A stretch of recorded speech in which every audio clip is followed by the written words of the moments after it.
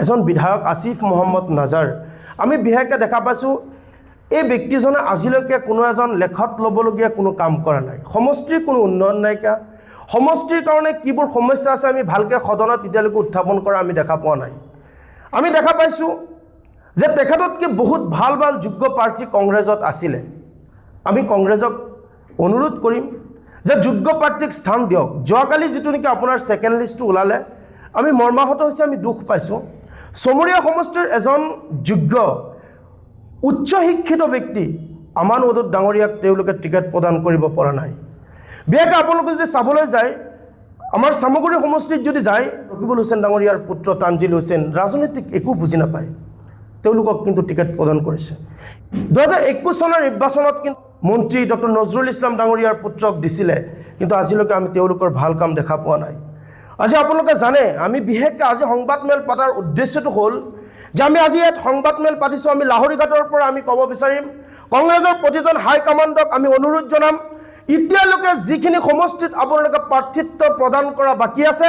সেই ঠাইবোৰত যাতে অন্তত যোগ্য ব্যক্তিক আপোনালোকে প্ৰাৰ্থিত্ব প্ৰদান কৰে অন্যথা আমি অসম সংখ্যালঘু সংগ্ৰাম পৰিষদ প্ৰতিটো সংগঠনে আমি তাৰ বিৰোধ কৰিম কাৰণ আজি ইয়াত আমি দেখা পাইছোঁ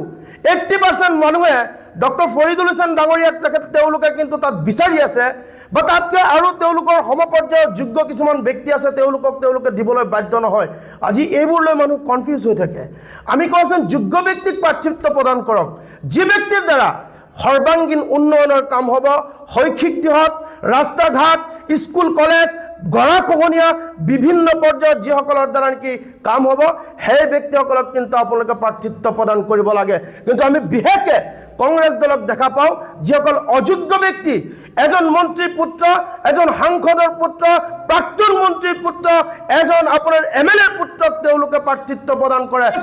কংগ্ৰেছ দল যদি অসমৰ মাজত আধিপত্য বিস্তাৰ কৰিব বিচাৰে আপোনালোকক আমি সংখ্যালঘু সংগ্ৰাম পৰিষদৰ তৰফৰ পৰা অনুৰোধ জনাম আপোনালোকে যি পিতা পুত্ৰৰ ৰাজনীতি এই ৰাজনীতি বন্ধ কৰি পেলাই যিসকল যোগ্য ব্যক্তি তেওঁলোকক প্ৰাৰ্থিত্ব প্ৰদান কৰক অন্যথা আমি অসম সংখ্যালঘু সংগ্ৰাম পৰিষদৰ লগতে প্ৰতিটো সংগঠনে কংগ্ৰেছীসকলৰ বিৰুদ্ধে আমি থিয় হৈ তাৰ প্ৰতিবাদ কৰিম কাৰণ তেওঁলোকে যোগ্য প্ৰাৰ্থী আমাৰ সমষ্টিবোৰত তেওঁলোকে দিব পৰা নাই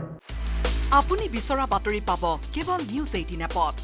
নিউজ 18 এপ ডাউনলোড কৰিবলৈ স্ক্যান কৰক এই QR কোড গুগল প্লে ষ্টৰতো পাব এই নিউজ 18 এপ